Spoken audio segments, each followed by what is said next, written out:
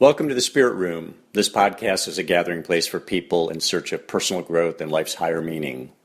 I'm your host, Mike Consul.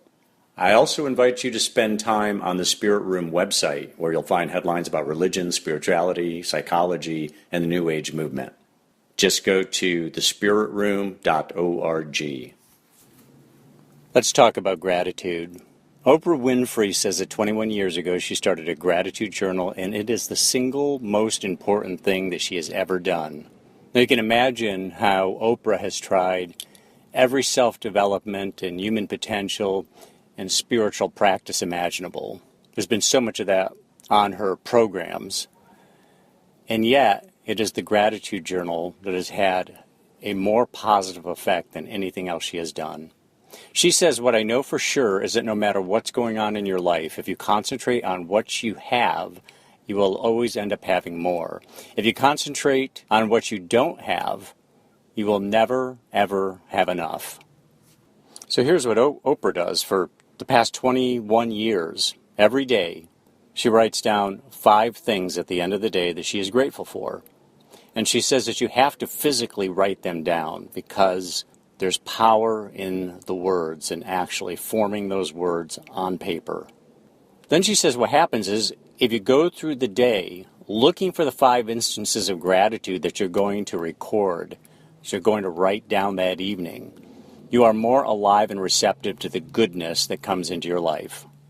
When you allow yourself to feel gratitude in the present moment, in the now, the spiritual dimension of your life opens up. The spiritual dimension opens up and expands, and you will grow with it. If you want to change the state of your being, start being grateful, is what Oprah says. Just to underscore her commitment to journaling for gratitude, Oprah even has a gratitude journal app. It's called Gratitude 365, and it's a way to facilitate, a way to help you maintain a gratitude journal 365 days of the year. Oprah is not the first person to sing the praises of a gratitude journal. There's been a lot written about gratitude journals. You could certainly find lots of information and tips by Googling gratitude journal. But I will tell you this, that you want to write down a minimum of 3 items each night that you're grateful for, and a maximum of 5. The idea here is not to create a lot of volume. There's just a couple things in particular I would point out to you. 3 to 5 items, write them down each night. And what's really important is not to continue going back to the same items. It's important not to keep going back to the same events in your life that you're grateful for. For example, we're all grateful for good health if we've got it, but you don't want to several times a week keep talking about good health. You also want to be more specific than that, and you want to look for the littlest of things. Some things are very small. It might be somebody who held a door open for you. It might be somebody who gave you recognition for something you accomplished. It might be for somebody you met that day or somebody who's come into your life on a continuing basis.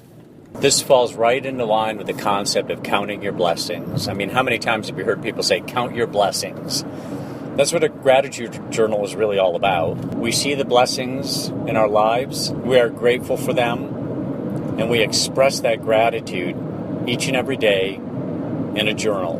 It is a very powerful technique to make sure that we stay focused on the positive and we stay focused on the things that we have in our life, the things that we have going for us, rather than the things that we feel are missing from our lives. We all know people who have much in life and yet are more focused on the things that they don't have, the things that they want that they haven't gotten yet, or the things that have gone wrong in their lives. We don't want to end our day with an accounting of everything that's gone wrong in our day or in our lives.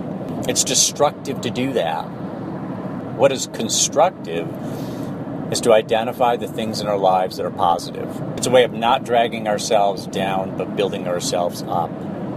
It is a spiritual law of the cosmos. The things that we focus on expand.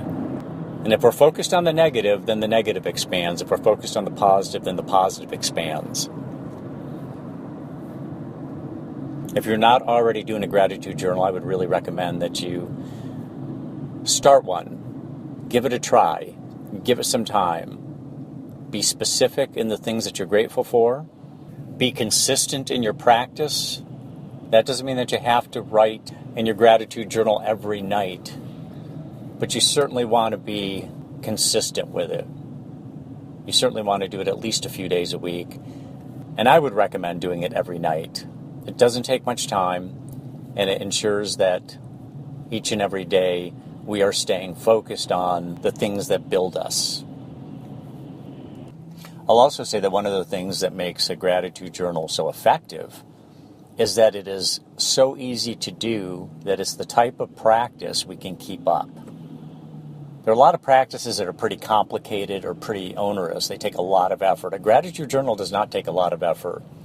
And the time spent actually writing down those 3 to 5 items that we're grateful for energizes us, makes us feel good about our day, makes us feel good about our lives. That's all for this episode, but I do want to invite you to write to me about your own efforts with gratitude journals. Let me know how it goes. Tell me maybe some of the things that you're grateful for in your life. Go to thespiritroom.org, scroll to the bottom. There's an email form there. Hearing from you would be a beautiful thing. Ciao for now.